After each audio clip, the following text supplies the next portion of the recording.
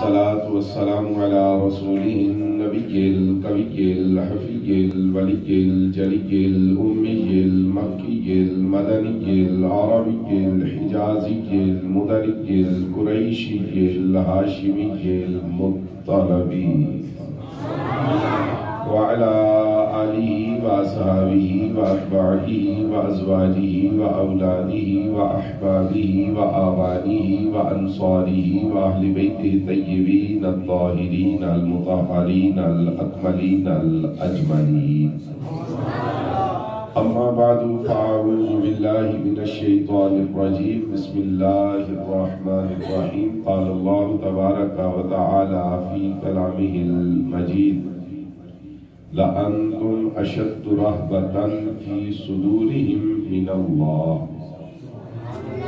صدق الله العظيم. إن الله وملائكته يصلون على النبي يا أيها الذين آمنوا صلوا عليه وسلموا تسليما. باغاز بلند درود پاک پڑھیے. الصلاة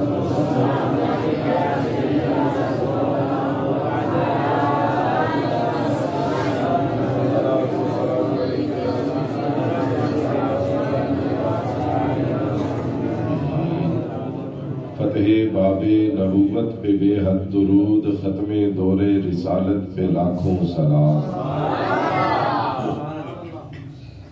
ایسا تراشا پتھروں کو نگینہ بنا دیا، صحرا کو مسکرا کے مدینہ بنا دیا، اور دونوں جہاں کے پھولوں کی خوشبو نچوڑ کر رب نے میرے رسول کا پسینہ بنا دیا.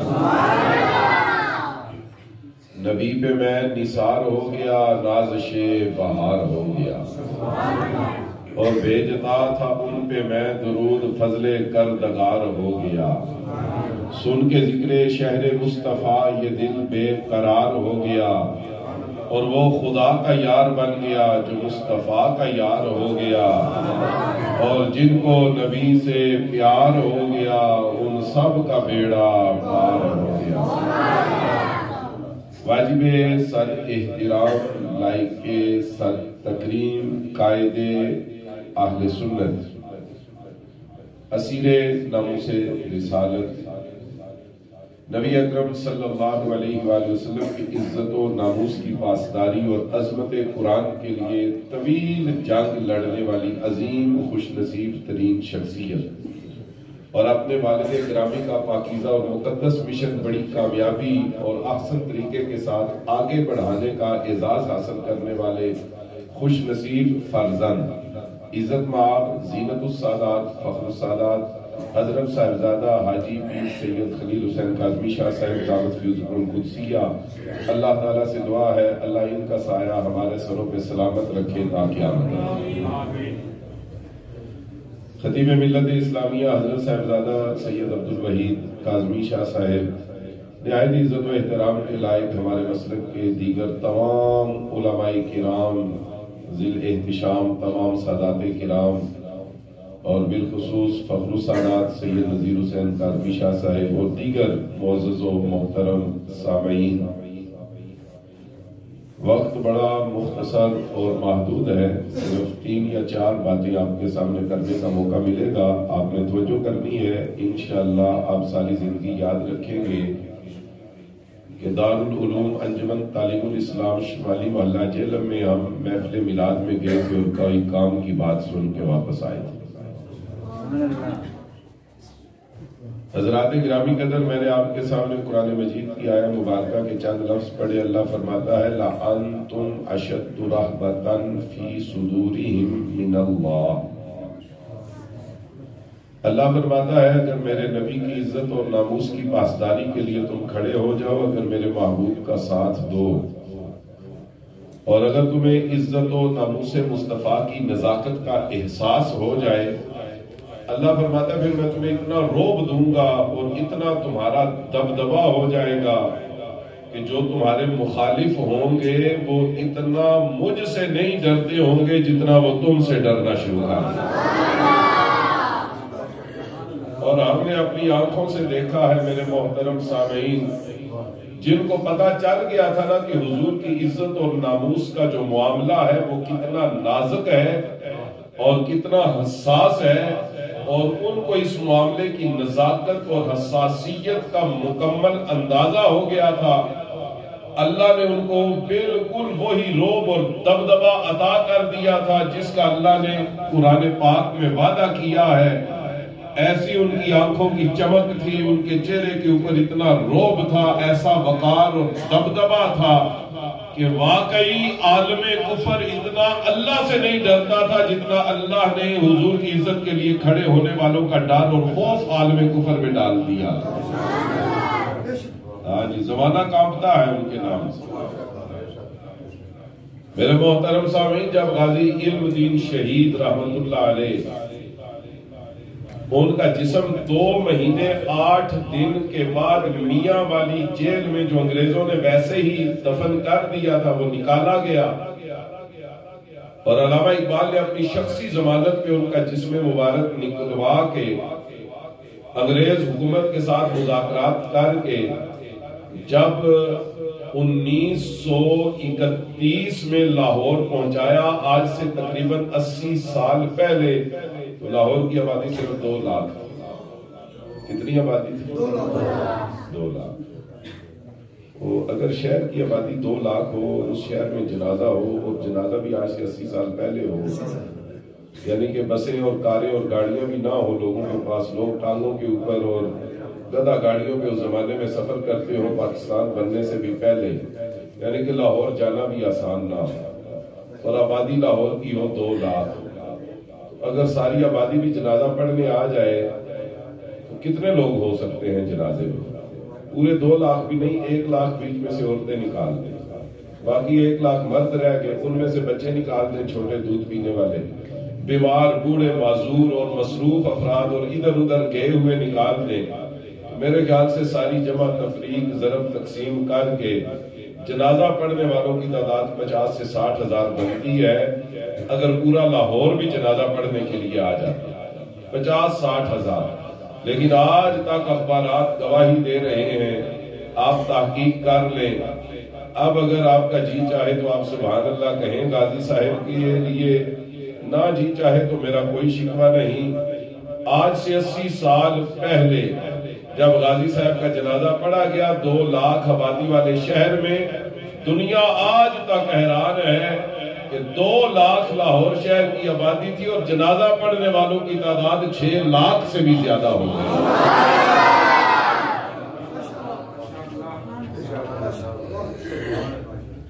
اللہ تعالیٰ پھر عزت تو دیتا ہے اسے جو حضور کی عزت اور ناموس کے لیے کھڑا ہو جاتا ہے۔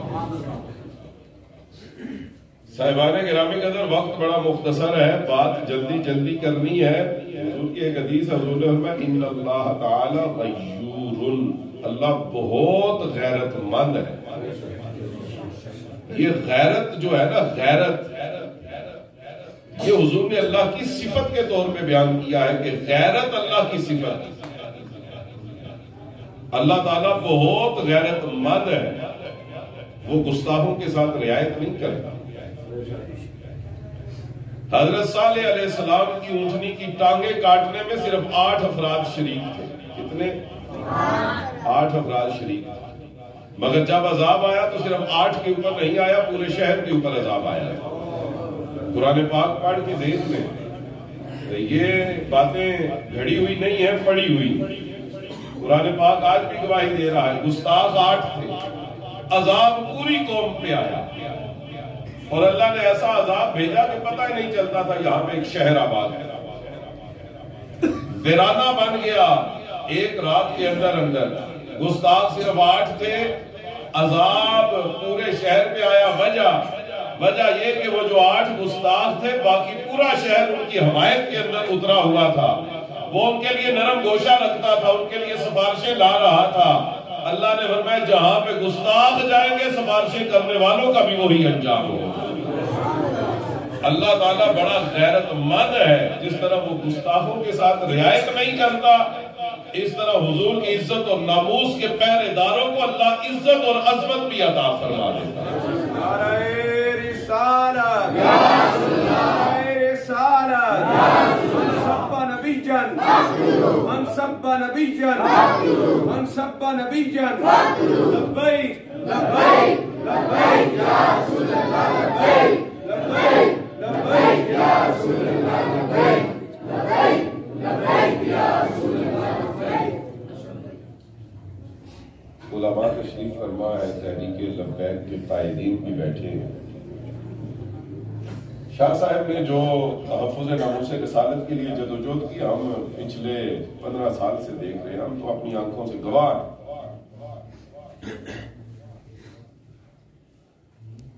میرے محترم سامعین، اس وقت تحریک لبیک ابھی معرض وجود میں بھی نہیں آئی تھی، مگر جو کام تحریک لبیک آج کل کر رہی ہے، اللہ نے اکیلے سید خلیل حسین کاظمی سے وہ کام لیا. یہ ہمارے شہر کی خوش نصیبی ہے. بعض لوگ ہوتے ہیں وہ اپنے شہر کا حسن ہوتے ہیں. عزیزان گرامی قدر، میں بڑے احتیاط کے ساتھ ایک جملہ استعمال کرنے لگا ہوں، کیونکہ علماء تشریف فرما ہے اور علماء کے سامنے تقریریں کرتے ہوئے تو ہمارے پر جلتے ہیں. کافر بھی اگر حضور کی عزت پہ پیرا دے تو حضور اسے بھی عزتیں عطا فرماتے ہیں.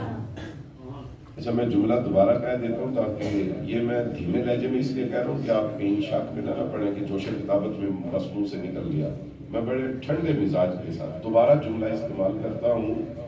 کافر بھی اگر حضور کی عزت پہ پیرا دے گا حضور اسے بھی عزتیں عطا فرماتے ہیں. مومن مسلمان کا تو مقام ہی بڑا. کافروں نے بھی پہرے دیے ہیں حضور کی عزت پہ. آپ یہ نہ سمجھے کہ یہ صرف افسانہ ہے یا میرا تخیل ہے، انہوں نے پہرے دیے. جب ہمارے آقا طائف گئے اور طائف والوں نے حضور کو پتھر مارے، اسکول کی کتابوں میں یہ واقعات تو آپ نے پڑھے ہیں. اچھا، ایسا نہیں ہوا کہ طائف والے 8-10 پتھر مار کے بس بھاگ گئے. نہیں، 9 میل لمبا رستہ جہاں پہ حضور مسلسل چلتے رہے 9 میل تک، اور 9 میل تک حضور کو مسلسل پتھر مارے جاتے رہے. اگر حضور بیٹھ جاتے تھے تو طائف کے بدماش آ کے حضور کی بازوؤں کے نیچے اپنے مکے دے کر حضور کو کھڑا کرتے تھے اور دوبارہ پتھر مارنا شروع کرتے تھے. 9 میل تک. 1 میل 1680 میٹر کا ہوتا ہے، 1.5 کلومیٹر سے زیادہ ہوتا ہے. میرے اندازے کے مطابق یہاں سے دینا 9 میل ہے، تقریباً 15 کلومیٹر. عزیزان گرامی قدر، اتنے رستے تک حضور کو پتھر مارے گی. آپ کے جسم کا کوئی عضو ایسا نہیں تھا جس کے اوپر پتھر نہ لگا. آپ کا لباس مبارک سفید تھا، مگر خون کی وجہ سے اس کی سفیدی نظر نہیں آتی تھی. سارا لباس سرخ ہو گیا. آپ کے نالین مبارک خون سے لت پت ہو گئے. حضور چلتے جاتے تھے، پیچھے سے خون کی لکیریں بندھی جاتی. یہ دین ہمارے تک اتنی آسانی سے نہیں پہنچا میرے محترم سامعین. اس کے لیے قربانیوں کا سلسلہ اسماعیل علیہ السلام کی قربانی سے شروع ہوتا ہے اور کربلا میں آ کے مکمل ہوتا ہے. بس ہم تو اس مکمل ہونے والے سلسلے کی آگے تشریح اور تفسیر کرتے ہیں. عزیزان گرامی قدر، جب حضور اس حال تک زخمی ہو گئے تو پھر 9 میل کے بعد طائف والے واپس لوٹ گئے تو انہوں نے ایک بندہ بلایا اور اس کو ایک تیز رفتار گھوڑا دیا اور گھوڑا دے کے کہا فوراً مکے ان سے پہلے پہنچو. طائف والوں نے ایک تیز رفتار قاصد گھوڑے کے اوپر روانہ کیا اور مکے والوں کو کہا کہ تم سے کچھ ہو نہیں سکا، ہم نے اتنا کچھ کر دیا ہے، اب تمہارے پاس بھی موقع ہے ان کے مکے میں داخلے کے اوپر پابندی لگا دی. آج موقع ہے. مکے والوں کے پاس یہ خبر پہنچی کہ طائف کے اندر اتنا بڑا واقعہ ہو گیا ہے. سارے مکے کے بدمعاش اکٹھے ہو گئے، سارے سردار اکٹھے ہو گئے. انہوں نے اکٹھ کر لیا کہ ہم نے مسلمانوں کے نبی کو مکے میں داخل نہیں ہونے دینا. مکہ بدل ہو گیا، کعبے میں بھی داخل نہیں ہو سکے. اور ایک بندہ انہوں نے غار حرا کے پاس بھیجا اور کہا کہ یہاں پہ جب پہنچے نا تو انہیں بتا دینا کہ آپ مکے میں داخل نہیں ہو سکتے. تو جب حضور غار حرا کے پاس پہنچے تو اس بندے نے کہا کہ اے مسلمانوں کے نبی، آپ کے مکے میں داخلے کے اوپر مکے کے سرداروں نے پابندی لگا دی ہے، سب اکٹھے ہو گئے ہیں، ان کا اتفاق رائے ہو گیا ہے، اب آپ کہیں اور جائیں. حضور کے ساتھ زید بن حارثہ، آپ نے فرمایا اچھا چلو غار حرا کے اندر. آپ زید بن حارثہ کو لے کے غار حرا کے اندر گئے اور وہاں پہ خود حضور بیٹھ کے زخمی حالت میں، اسی طرح لباس لہو سے تر بتر تھا. تو حضور نے زید سے کہا کہ جاؤ فلاں سردار کے پاس جانا، فلاں کے پاس جانا، فلاں کے پاس جانا، میں نے ان کے اوپر بڑے احسانات کیے ہیں، میرے احسانات انہیں یاد کروانا، ان میں سے کوئی میرا مقروض ہے، کسی کی میں نے مشکل میں مدد کی تھی، کسی کی میں نے جان بچائی تھی، کسی کے ساتھ کوئی نیکی کی تھی، کوئی احسان کیا تھا، سارے انہیں یاد کروانا اور انہیں کہنا کہ میرے ساتھ کھڑے ہو جائیں، اور یہ جو مکے والوں نے میرے خلاف اکٹھ کیا ہے اس کو وہ قبول نہ کریں اور میرا ساتھ دیں۔ تو حضرت زید کے ایک سردار کو ملے، اس نے کہا ٹھیک ہے میرے اوپر احسان تو ہے ان کا، مگر میں پورے مکے سے ٹکر نہیں لے سکتا، دوسرے کے پاس گئے، انہوں نے کہا میں بے بس ہوں، پورے مکے کے سردار اکٹھے ہو گئے ہیں، میں ان کا مقابلہ کیسے کروں؟ تیسرا چوتھا پانچواں ہر ایک نے جواب دے دیا۔ تو حضرت زید واپس آ رہے تھے تو رستے میں انہیں ایک بندہ ملا جس کا نام الاستیعاب فی معرفت الاصحاب کے اندر لکھا ہے مطعم بن عدی۔ اس نے کہا زید کدھر ہے؟ آپ نے سارا واقعہ بتایا کہ طائف کے اندر یہ ہوا اور اب مکے والوں نے یہ کیا۔ مطعم بن عدی نے پوچھا کہ زید تم کہاں گئے تھے؟ انہوں نے بتایا کہ مجھے حضور نے بھیجا تھا ان سرداروں کے پاس کہ یہ ساتھ دے، کوئی تیار ہوا؟ آپ نے فرمایا نہیں، سب نے نہ کر دی۔ مطعم بن عدی نے کہا جاؤ اپنے نبی کو جا کے پیغام دو، اگر انہوں نے نہ کر دی ہے تو آج مطعم بن عدی آپ کے نبی کی عزت پہ پہرا دینے کے لیے تیار ہے۔ مطعم بن عدی تیار ہے، کلمہ نہیں پڑھا تھا، مسلمان نہیں تھے، مگر انہوں نے کہا کہ میں مسلمانوں کی نبی کا ساتھ دینے کے لیے تیار ہوں۔ اور نے کہا میرے 6 بیٹے ہیں، اس کے بعد میرے پوتے بھی ہیں، نواسے بھی ہیں، میری ساری اولاد آج کے بعد حضور کی عزت و ناموس کی پہرے دار بن گئی۔ انی قد اجرت محمد، میں نے محمد صلی اللہ علیہ وسلم کو اجارہ دے دیا، میں ان کا حامی ہو گیا ہوں اور میں نے ان کو پناہ دے دی ہے، میں ان کی عزت و ناموس کا پہرے دار بن گیا ہوں، اب جو ان تک جائے گا وہ مجھ سے ہو کے جائے گا۔ عزیزان گرامی قدر، قربان چاہیے، مطعم بن عدی نے زید بن حارثہ کو غار حرا میں واپس بھیجا، اپنے گھر گئے، بیٹوں سے کہا پہلے ایک خوبصورت قسم کے کپڑے تیار کرو، ایک جوڑا تیار کرو مسلمانوں کے نبی کے لیے، پھر ان کے لباس کے جو لوازمات ہیں، یعنی کہ اگر حضور چادر رکھتے تھے اس نے چادر بیچ میں رکھوائی، آپ امامہ شریف باندھتے تھے امامہ شریف کے لیے اس نے کپڑا رکھوایا، اور رکھوانے کے بعد اس نے کہا کہ یہ کپڑے سنبھالو اور تلبس الصلاح، ہتھیار اٹھا لو۔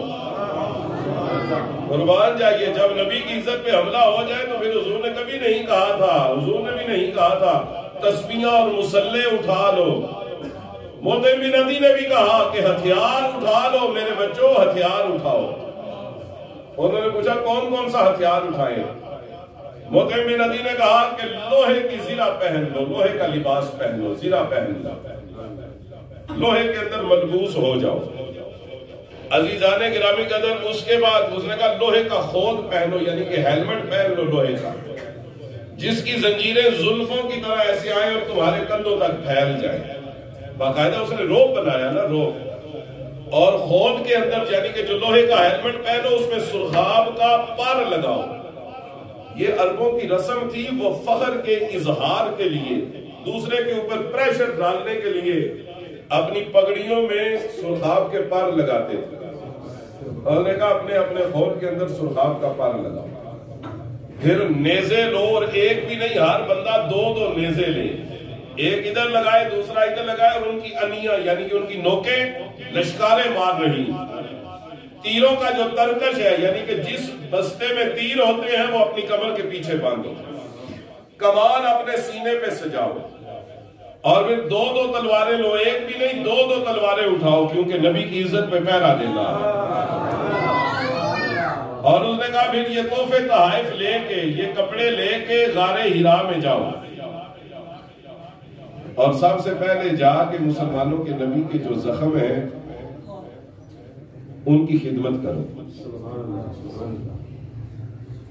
اور اس کے بعد یہ لباس انہیں پیش کرو۔ جب وہ لباس پہن چکے تیار ہو جائیں اپنے مزاج کے مطابق، اپنی طبیعت اور طریقہ کار کے مطابق، پھر انہیں غار حرا سے لے کے باہر آؤ۔ اچھا اب آپ نے توجہ کرنی ہے، آپ کو یوں پتا چلے گا آپ کی آنکھوں کے سامنے ہو رہا، جس نے غار حرا دیکھا ہے غار حرا کی تصویر اپنے سامنے لے آئے۔ اور نے کہا تھا غار ہرا سے باہر لے کے آنا ہے، اور میرے جو 2 بڑے بیٹے ہیں وہ ان کے آگے چلے، 2 ان کے پیچھے چلے، 2 ان کے دائیں طرف چلے، 6 بیٹے پورے ہو گئے۔ اور میرا پوتوں نوازوں میں جو 2 سب سے بڑے جری دلیر اور قوی ہیں وہ ان کے بائیں طرف چلے، 2 آگے، 2 پیچھے، 2 دائیں طرف، 2 بائیں طرف، اس طرح چلے اور ایک ایک تلوار ایسے فضا کے اندر بلند کرے، یعنی کہ 8 تلواریں چمکتی نظر آئے، اور جو دوسری تلوار ہے وہ مسلمانوں کے نبی کے اوپر اس طرح کر دے، یعنی کہ 8 تلواروں کے سائے میں انہیں لے کے آنا ہے، مکے میں داخل ہونا ہے، اور یہ نہیں کہ سیدھا گھر جا کے چھوڑ کے واپس آ جانا ہے۔ اور نے کہا نہیں، پہلے انہیں کعبے کے صحن میں لے کے جانا ہے، اور اپنی تلواروں کے سائے میں مسلمانوں کے نبی کو عمرہ کروانا ہے۔ اور نے کہا تلواروں کے سائے میں حجر اسود کا بوسہ دلوانا ہے، تلواروں کے سائے میں زمزم کے پاس لانا ہے، تلواروں کے سائے میں مقام ابراہیم کے پاس ان کی اپنی شریعت کے مطابق ان سے عبادت کروانی ہے، اور جب وہ عمرہ کر چکے پھر انہیں لے کے مکے کی گلیوں کے اندر گھومنا ہے، پورا گارڈ آف آنر دینا ہے، اور پھر جب عمرہ ہو چکا اور وہ حضور کو لے کے اس طرح مکے کی گلیوں میں گھوم رہے تھے، 8 تلواریں فضا کے اندر بلند تھیں، اور 8 تلواریں اس طرح حضور کے سر اقدس کے اوپر سایہ فگن تھی میرے محترم سامعین، اور وہ مکے کی گلیوں میں لے کے حضور کو چل رہے تھے، تو مطعم بن عدی اپنے گھر کی چھت کے اوپر کھڑے تھے، اور جس طرح آپ لبیک یا رسول اللہ کے نعرے لگاتے نا ہاتھ اٹھا اٹھا کے، اس طرح ان کے دونوں ہاتھ فضا کے اندر بلند تھے، اور مطعم بن عدی کہہ رہے تھے یا معاشر قریش انی قد اجرت محمدا فلا یحجہ احد منکم منہ۔ مطعم بن عدی کہہ رہے تھے قریش کے سرداروں، اے مکے کے دلیروں اور بدمعاشوں، سن لو، میں اور میری اولاد مسلمانوں کے نبی کی عزت کے پہرے دار بن گئے ہیں، کسی کی جرت نہیں ہونی چاہیے ان کے ساتھ الجھ کے بھی دیکھ سکے۔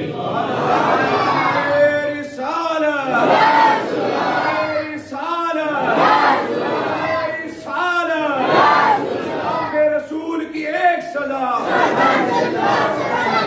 سب نبی جن، ہم سب نبی جن، ہم سب نبی جن، علمائے اہل سنت۔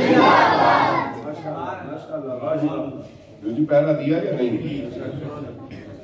مطعم بن عدی گھر کی چھت پہ چیخ چیخ کے کہتے تھے مکے والوں، تم میں سے جو بندہ چاہتا ہے نا کہ اس کی ماں اس کی لاش کے اوپر ماتم کرے، اور اس کی بیوی بیوہ ہو جائے، اور اس کے بچے یتیم ہو جائے، وہ آج مسلمانوں کے نبی کے رستے میں آ کے مجھے دکھا۔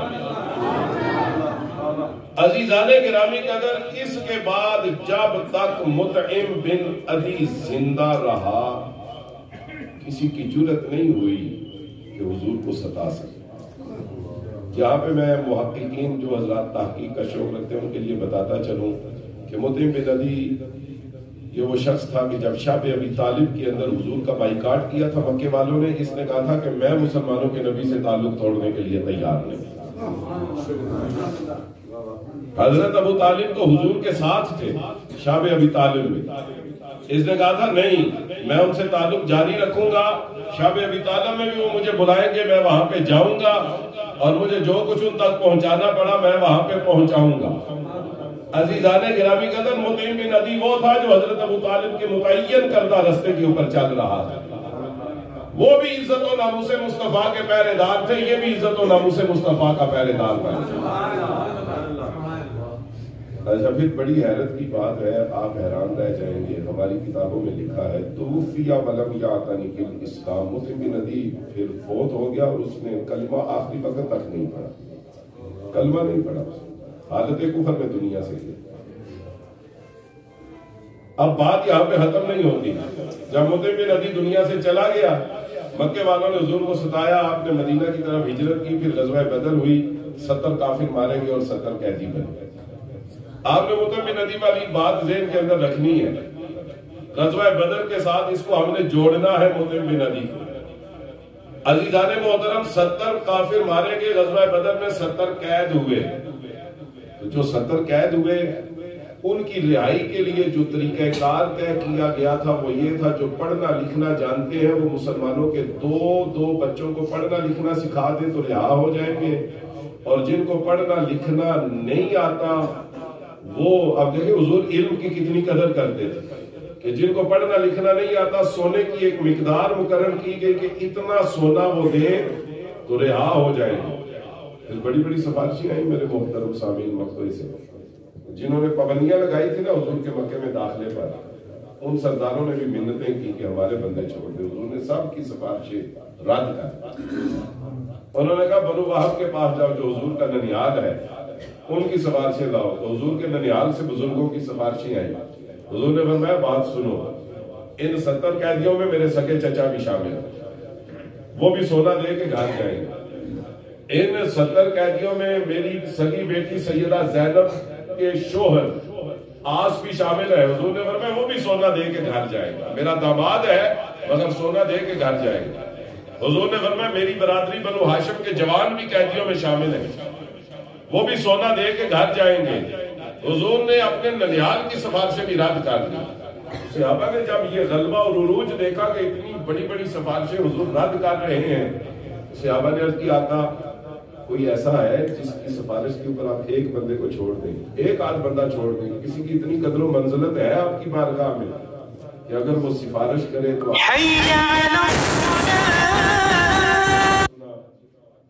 حضور نے تھوڑی دیر کے لیے سوچا اور پھر حضور کی آنکھوں میں آنسو آئے۔ حضور نے فرمایا ہاں میری بارگاہ میں اتنی قدر والا ایک تھا مگر اب دنیا میں نہیں ہے، بس مجھے امید ہے آپ حضرات سمجھ گئے۔ عرض کی یا رسول اللہ وہ کون ہے؟ حضور نے فرمایا لو کان مطعم بن عدی حیا ثم استشفعنی فی ہؤلاء یعنی اسارا بدر لشفعته فیہم۔ حضور نے فرمایا کاش مطعم بن عدی آج زندہ ہوتا، کاش میری عزت و ناموس کا وہ پہرے دار آج زندہ ہوتا اور وہ مکے میں بیٹھ کے صرف ایک پیغام بھیجتا، رب کعبہ کی عزت کی قسم میں ایک قیدی نہیں میں 70 کے 70 قیدیوں کو رہا کر کے ان کے گھروں کی طرف روانہ کر دوں۔ تاجدار ختم نبوت زندہ باد، تاجدار ختم نبوت زندہ باد، حافظین ناموس رسالت، حافظین ناموس رسالت۔ عزیزان گرامی قدر، مطعم بن عدی کے بھات میں حضور نے جو جملہ کہا یہ عزت و ناموس مصطفیٰ کے پہرے داروں کے لیے بہت بڑی سند ہے۔ سوچئے اگر ایک کافر حضور کی عزت کا پہرے دار بن جائے، آپ اتنی عزت عطا فرماتے ہیں، مومن مسلمان حضور کی عزت کا پہرے دار بن جائے حضور اسے کتنی عزت عطا فرماتے ہیں۔ آج کے زمانے میں ہمارے لیے حضور کی عزت پہ پہرا دینا تو بڑا آسان ہے، صرف ہم فرانس کی مصنوعات خریدنا چھوڑ دیں، ان کے بسکٹ نہ کھائیں، ان کے پیٹرول پمپ سے پیٹرول نہ ڈلوائیں، اور ان کے جو ٹائر ہیں وہ اپنی گاڑیوں کو نہ چڑھوائیں، اور جن گاڑیوں میں ان کے ٹائر چڑھے ہوئے ہیں ان کے اوپر سفر کرنا چھوڑ دیں۔ ہماری طرف سے حضور کی عزت و ناموس کے اوپر پہرے داری میں حصہ ڈال جائے گا، اور مجھے امید ہے جو لوگ یہ کریں گے اللہ تعالیٰ انہیں بھی اجر اور صلہ عطا فرمائے۔ آپ یہ کرنے کے لیے تیار ہیں؟ میرے محترم سامعین، ہمارے زمانے کے سب سے بڑے عاشق رسول شیخ الحدیث حضرت علامہ مولانا حافظ خادم حسین رضوی اپنی ساری زندگی کی پہرے داری، چوکی داری اور جد و جہد لے کر بارگاہ رسالت میں پیش ہو گئے۔ جگر میں جان دے ہی دی آج پائے یار پر، عمر بھر کی بے قراری کو قرار آ گیا۔ وہ وہاں پہ پیش ہو گئے۔ اللہ نہ کرے کہ آج کے بعد حضور کی شان میں کوئی گستاخی کا واقعہ رونما ہو، لیکن اگر خدا نہ خواستہ ان کے جانے کے بعد حضور کی گستاخی ہوئی تو ہمیں دگنا دکھ ہوگا، دگنا، کہ جب بھی اللہ نہ کرے خاکم بدہن خدا نہ خواستہ حضور کی شان میں کسی نے گستاخی کی، ہم پاکستانیوں کو خادم حسین رضوی بہت یاد آئے گا، بہت یاد آئے گا۔ اس وقت ہماری آنکھیں نمناک ہو اور ہم حسرت سے کہا کریں گے کاش خادم حسین رضوی آج دنیا میں ظاہری طور پہ موجود ہوتا. اللہ ان کے فیضان کو جاری و ساری فرمائے. اللہ تعالیٰ بڑا غیرت مند ہے. حضور کی عزت اور ناموس کے پہرے دار رہتی دنیا تک پیدا ہوتے رہے. عزیزان محترم، اللہ تو اتنا غیرت مند ہے. یہ معصوم بچے ہیں نا قرآن پاک پڑھنے والے، یہ سارے بچے جتنے بیٹھے ہیں معصوم، یہ سفید سفید ٹوپیاں پہنے ہوئے، یہ ایک ایک دن میں پتہ نہیں کتنے کتنے گھنٹے قرآن کی تلاوت کرتے ہیں. ما من عالم و متعلم یمر علی المقابر الا رفع اللہ العذاب الى 40 یوما. ان کا کوئی عزیز رشتہ دار دفن ہو یا نہ ہو، یہ صرف گزر جائے تو اللہ 40 دن کے لیے عذاب معاف فرما دیتا ہے. تفسیر کبیر کا واقعہ ہے اور میری تقریر کی آخری بات، اور اس کے بعد میں تقریر ختم کرتا ہوں. میرے محترم سامعین، حضرت عیسیٰ علیہ السلام قبر کے پاس سے گزرے، جلد 1 صفحہ نمبر 97 ہے، تو آپ نے دیکھا کہ قبر والے کو عذاب ہو رہا ہے. آپ نے توجہ نہیں فرمائی میں کیا کہہ گیا. عیسیٰ علیہ السلام قبر کے پاس سے گزرے تو آپ نے دیکھا قبر والے کو عذاب ہو رہا ہے. نگاہ نبوت پہ قربان جائے. قبروں کے پاس سے گزرے، انہیں پتہ چل جاتا ہے عذاب ہو رہا ہے یا ثواب ہو رہا ہے. عیسیٰ علیہ السلام گزرے، تھوڑی دیر کے بعد واپس آئے تو آپ نے دیکھا کہ جس قبر والے کو پہلے عذاب ہو رہا تھا اب ثواب ہو رہا ہے. جس کی قبر پہلے جہنم کا گڑھا بنی ہوئی تھی اب جنت کا باغ بنی ہوئی تھی. جسے فرشتے سزائیں دے رہے تھے اب جزائیں دے رہے ہیں. جس کی قبر سانپ آگ اور بچھوؤں سے بھری ہوئی تھی اب جنت کی نعمتوں سے بھری ہوئی تھی. یعنی کہ بندہ قبر میں لیٹے لیٹے جنتی ہو گیا. چھوٹی سی بات تو نہیں نا کہ عیسیٰ علیہ السلام ایسے جائیں تو بندہ دوستی ہو اور واپس آئے تو بندہ جنتی ہو جائے. عرض کی مولا اس کا کون سا عمل ہے جو لیٹے لیٹے پسند آیا اور تو نے لیٹے لیٹے اسے جنتی کر دیا؟ میں ایسے گیا تو یہ دوستی تھا، واپس آیا تو جنتی ہو گیا. اللہ تعالیٰ نے فرمایا میرے پیغمبر عیسیٰ اصل میں بات یہ ہے جب یہ بندہ مرنے لگا تو اس کی بیوی حاملہ تھی. اس نے اپنی بیوی کو اپنے پاس بلایا. پاس بلانے کے بعد قریب بٹھایا. بٹھانے کے بعد اسے کہا کہ میرے بعد چاہے بیٹا پیدا ہو یا بیٹی پیدا ہو اسے اللہ کی کتاب ضرور پڑھانا. اللہ کی کتاب ضرور پڑھانا.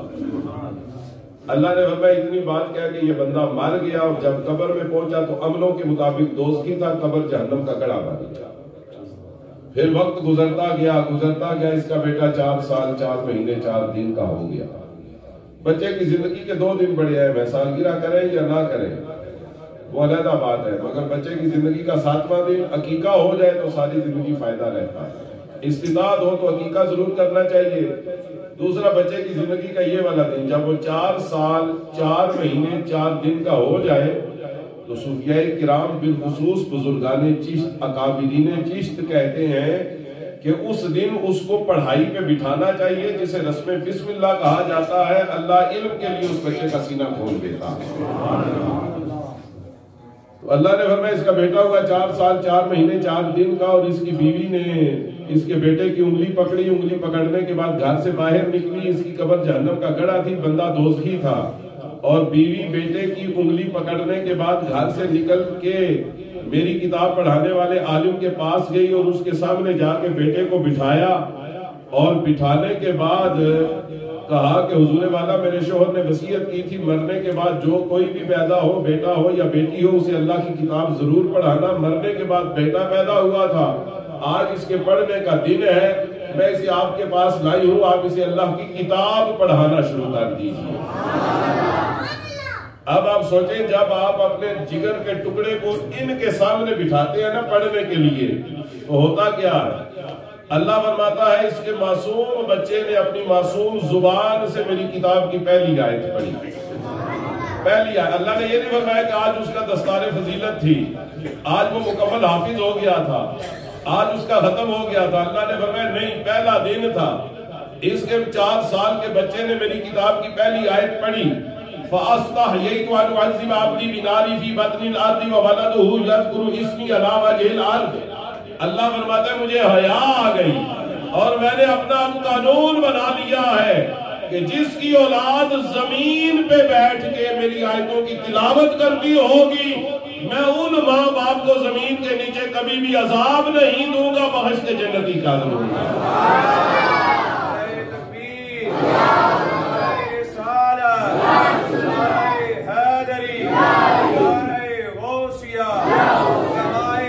سنت منایا کر تینوں رنگ لگ جاون گے. ٹھیک کہا, شاعر نے بھی ٹھیک لکھا, نعتخوانوں نے پڑھا, ہم ساتھ سلام کرتے ہیں, ہم شعر کو چیلنج نہیں کرتے. اذان ہو رہی ہے مگر چونکہ یہاں پہ بھی اذان ہوتی ہے لہذا یہاں کی اذان کے اوپر خاموشی اختیار کی جائے. تو جہاں پہ واعظ و نصیحت ہو رہی ہو تو اس جگہ کے اوپر جب اذان ہو اسی پہ خاموشی اختیار کرنے سے جو واجب ہے وہ ادا ہو جاتا ہے. نعتخوانوں کو آپ جتنا ٹائم دیتے ہیں وہ صرف شعر پڑھ سکتے ہیں, تشریح نہیں کر سکتے. میلاد منایا کر تینوں رنگ لگ جاون گے, اس کا یہ مطلب نہیں بس میلاد منایا کر پھر اس تو بعد نہ نماز پڑھیا کر, نہ قرآن کی تلاوت کریا کر, نہ شریعت اتے چلیا کر, نہ سیرت اپنایا کر, نہ حضور دیا سنتاں اتے چلیا کر, بس میلاد ہی منایا کر تینوں رنگ لگ جاون گے. اس شعر کی تشریح یہ ہے, میلاد منایا کر, 5 ٹائم دی نماز محلے دی مسجد بھی جا کے با جماعت پڑھیا کر, روزانہ قرآن کی تلاوت بھی کریا کر. اس کے بچے نے ایک آیت پڑھی تھی, روزانہ قرآن کی تلاوت بھی کریا کر, پھر اس کو بعد شریعت تے چلیا کر, سنتاں اپنایا کر, سیرت بھی اپنایا کر, اللہ دے قرآن تے نبی دے فرمان دے مطابق زندگی گزاریا کر. رنگ لگ جاون گے, اور ایسے رنگ لگیں گے اللہ اگلی نسلوں کو بھی رنگ لگا دے گا, اللہ پچھلی نسلوں کو بھی رنگ لگا دے گا. اس لیے آپ نے دھوکے میں نہیں رہنا. اللہ نے فرمایا اس کے بیٹے نے ایک آیت پڑھی زمین کے اوپر بیٹھ کے, زمین پہ بیٹھ کے. یہ جملہ, یہ لفظ ذرا ذہن کے اندر بٹھا لیں. اس کے بیٹے نے زمین پہ بیٹھ کے صرف ایک آیت پڑھی. اللہ باپ پہ مہربان ہوا یا نہیں ہوا؟ ایمانداری سے بتائیں, ہوا یا نہیں ہوا؟ تو جن کے بیٹے پورا قرآن ناظرہ پڑھ گئے اللہ ان پہ کتنا مہربان ہوتا. جن کی اولاد پورا قرآن حفظ کر گئی ہے اللہ ان پہ کتنا مہربان ہوتا ہو. یہ واقعہ جو میں نے لکھا, دعائی خدا کی دیوبندیوں نے اس واقعے کو چیلنج نہیں کیا جو میں نے ابھی آپ کو سنایا ہے. زمین پہ بیٹھ کے قرآن پڑھنے سے, زمین پہ بیٹھ کے ایک آیت پڑھی اس نے صرف انجیل کی, وہ بھی اس زمانے میں انجیل. اللہ نے باپ کو جنتی کر دیا, باپ کا درجہ بڑھ گیا. آپ کی اولاد ان کے سامنے بیٹھ کے جو قرآن کی آیت پڑھتی جاتی ہے آپ کے درجے خود بہت بڑھتے چلے جاتے ہیں. آپ اپنی دکان پہ یا دفتر میں بیٹھے ہیں, یہ بیٹھ کے قرآن پڑھے, ایک آیت پڑھی, اللہ نے ماں باپ کا درجہ بلند کر دیا. سوچئے اگر اولاد ایک آیت پڑھ جائے تو ماں باپ کے درجے اتنے بلند ہوتے ہیں. جن کا بیٹا یا بیٹی پورے قرآن کا حافظ ہو جائے اللہ ان کے درجے کتنے بلند ہوتے ہیں. اچھا آپ بیشک تجربہ کر کے دیکھ لیں, کل اگر آپ کو وقت مل جائے یا پرسوں مل جائے, آپ نے دیوبندیوں کے پاس بھی جانا ہے, اہل حدیث کے پاس بھی جانا ہے, جماعت اسلامی والوں کے پاس بھی جانا ہے. ان سے کہیں گی اگر بیٹے کو قرآن حفظ ہو جائے تو ماں باپ جنتی ہیں یا نہیں؟ وہ کہیں گے جی بالکل جنتی ہیں, اللہ انہیں 2 تاج پہنائے گا. ضوءہما احسن من ضوء الشمس والقمر, ان کی روشنی جو ہے وہ سورج اور چاند کی روشنی سے بھی بہتر ہوگی. یہ جتنے لوگ حافظ ہیں نا, آپ کے ماں باپ کو اللہ 2 تاج پہنائے گا. ایک تاج امی جی کو ملے گا, ایک ابا جی کو ملے گا قیامت کے دن. تو کیا خیال ہے, تاج پہنا کے اللہ کیا کہے گا جاؤ دوزخ میں؟ نہیں, تاج پہنانے کا مطلب یہ ہے وہ جنتی ہو گئے ہوں. اب اگر میرا جملہ سمجھ میں آئے تو آپ نے بآواز بلند سبحان اللہ کہنا ہے. میرے محترم سامعین, سوچئے ہم جیسے نکموں اور نالائقوں کی اولاد میں سے کسی بیٹے یا بیٹی کو اگر قرآن حفظ ہو جائے تو ہمارا درجہ اتنا بلند ہے جس نبی پہ پورا قرآن نازل ہوا ہے اللہ نے ان کے ماں باپ کا درجہ کتنا بلند کیا. اب آئیے میں اپنی تقریر سمیٹنے لگا ہوں, ختم کرنے لگا ہوں. اب تو اگر کوئی بندہ گھر سے قسم اٹھا کے آیا نا کہ عطا اللہ شاہ بخاری مرتا مار جائے میں نے سبحان اللہ نہیں کہنا, تو وہ ایک علیحدہ بات ہے. ہم آپ کو حانس نہیں کرنا چاہتے کہ آپ کے اوپر قسم کا کفارہ لازم آ جائے, لیکن اگر قسم نہیں اٹھائی, اگلی بات جو کہہ رہا ہوں مجھے امید ہے کہ اگر وہ دل کے اوپر اثر کر گئی تو آپ دونوں ہاتھ بلند کر کے سبحان اللہ ضرور کہیں. اگر آپ نے انصاف کیا تو سمجھ آئی تو آپ نے سبحان اللہ کہنا ہے, نہ آئے تو آپ نے چپ رہنا ہے. عزیزان محترم, اس کے بیٹے نے زمین پہ بیٹھ کے قرآن کی ایک آیت پڑھی, اللہ نے باپ کا درجہ بلند کر دیا. اس کے بیٹے نے زمین پہ بیٹھ کے اللہ کی کتاب کی ایک آیت پڑھی, انجیل کی ایک آیت پڑھی, اللہ نے باپ کا درجہ بلند کر دیا. اچھا تیسری دفعہ سن لیں, اس کے بیٹے نے زمین پہ بیٹھ کے ایک آیت پڑھی انجیل کی, اللہ نے باپ کا درجہ بلند کر دیا. اب ذرا سوچئے, پھر 1850 زخم کھائے اور پھر سجدے میں سر کٹوایا, پھر نیزے پہ چڑھ کے زمین پہ بیٹھ کے نہیں، نیزے پہ چڑھ کے قرآن کی آیتیں سناتا رہا شام کے بازاروں تک۔ جو زمین پہ بیٹھ کے انجیل کی آیت پڑھے اس کے باپ کا درجہ یہ ہے، جو نیزے پہ چڑھ کے قرآن سناتا رہا اللہ نے اس کے ماں باپ کو کیا